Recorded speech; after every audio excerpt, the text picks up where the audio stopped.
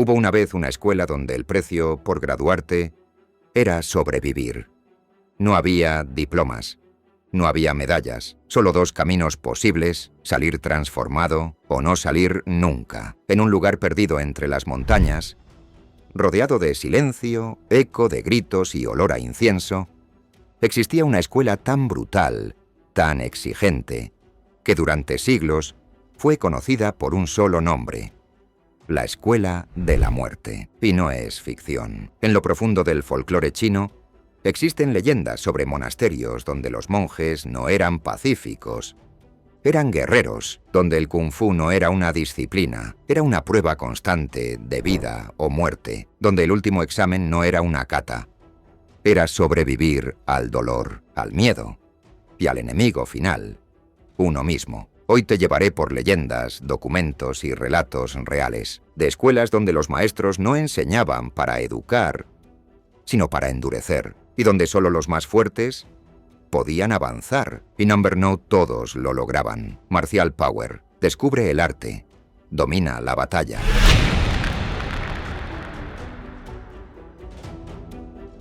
Según los textos más antiguos del templo Shaolin, cuando un joven llegaba al monasterio, no lo entrenaban. Lo hacían limpiar, cocinar, transportar agua, observar.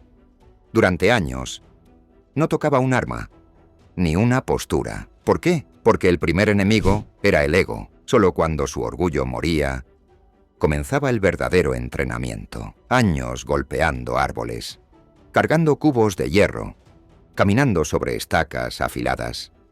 Todo para desarrollar lo que ellos llamaban el cuerpo de hierro y la mente vacía. Pero había una prueba que casi nadie se atrevía a mencionar: el pasillo de los 108 enemigos. Se decía que antes de abandonar el templo, el discípulo debía atravesar un corredor, donde lo esperaban 108 monjes expertos, cada uno con una técnica distinta, cada uno con una misión: hacerlo fallar. No era una coreografía, era una guerra.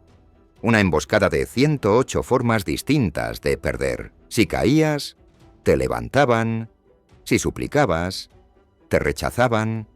Si te rendías, te borraban del templo. Y eso no era todo. Al final del pasillo, según ciertas leyendas, te esperaba una última prueba: levantar una urna de hierro al rojo vivo con los antebrazos. Al hacerlo, se te marcaban para siempre los emblemas del templo, el tigre y el dragón. Esa era tu graduación.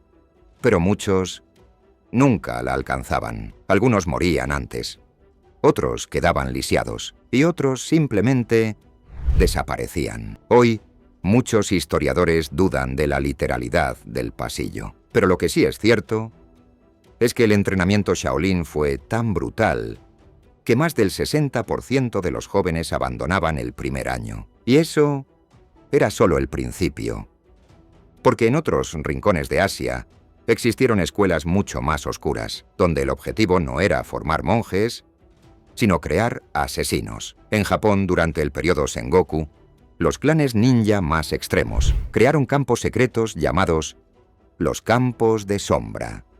Ahí, huérfanos desde los 6 años eran obligados a pelear entre ellos, a sobrevivir días sin comida, a escalar acantilados con cuchillos entre los dientes. Y si fallaban, eran eliminados no por crueldad, sino por estrategia.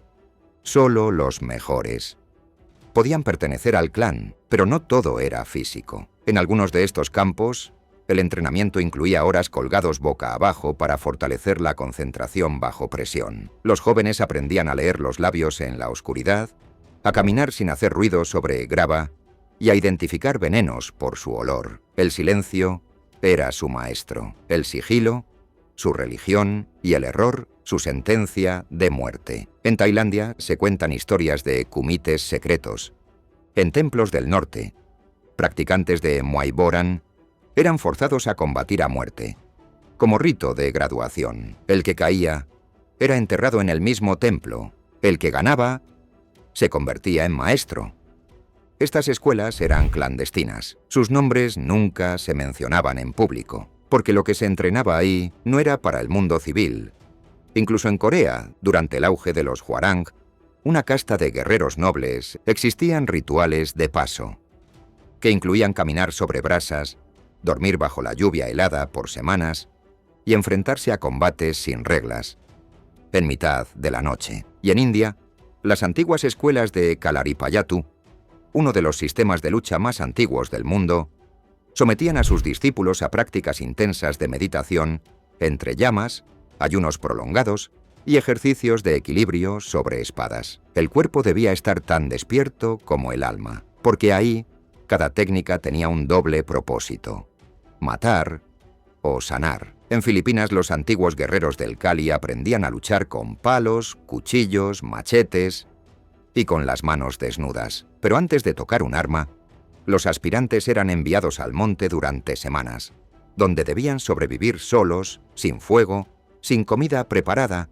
solo con lo que la selva les ofreciera. El objetivo no era solo formar luchadores, era forjar cazadores, rastreadores, sombras humanas capaces de leer la tierra como un libro abierto.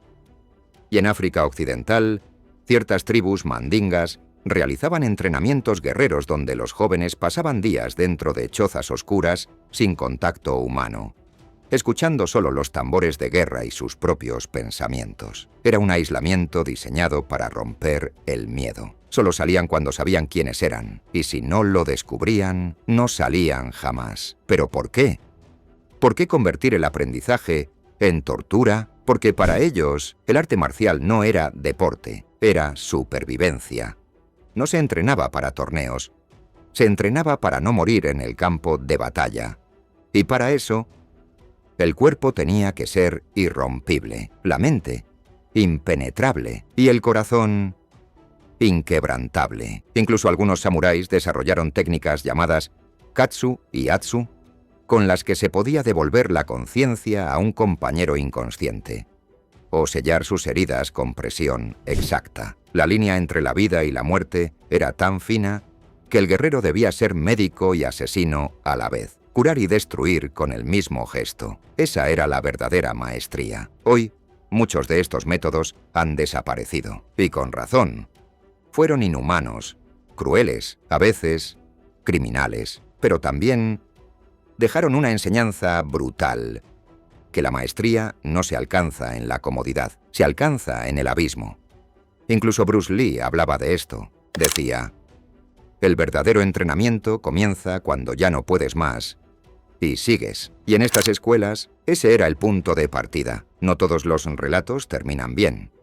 Se habla de discípulos que enloquecieron, de cuerpos hallados al pie de las montañas, con los nudillos rotos y los ojos abiertos de par en par, de maestros que perdieron la humanidad en el camino, de combates que se volvieron rituales de muerte. Pero también hubo aquellos que volvieron transformados, que dominaron su cuerpo, su mente, su alma, que no necesitaban pelear, porque su sola presencia imponía respeto. Y eso es lo que hoy queremos rescatar, no el castigo, no la violencia, sino la enseñanza oculta, que la verdadera fuerza nace del dolor que aceptas, no del que evitas. Quizá nunca entres a una escuela de la muerte, quizá no pelees con 108 enemigos, pero cada día enfrentas tus propias pruebas, tus pasillos oscuros, tus kumites internos, y ahí es donde se forja tu verdadero arte marcial. Porque lo que estas historias nos enseñan no es a pelear con otros, es a no rendirse ante uno mismo. Y si algo queda claro después de conocer estas historias, es esto: los grandes guerreros no son los que lo tienen fácil, son los que pasaron por el fuego y no se quemaron. Son los que murieron y renacieron con el alma endurecida, acero envuelto en carne, silencio con forma de hombre. Guerreros con alma de fuego.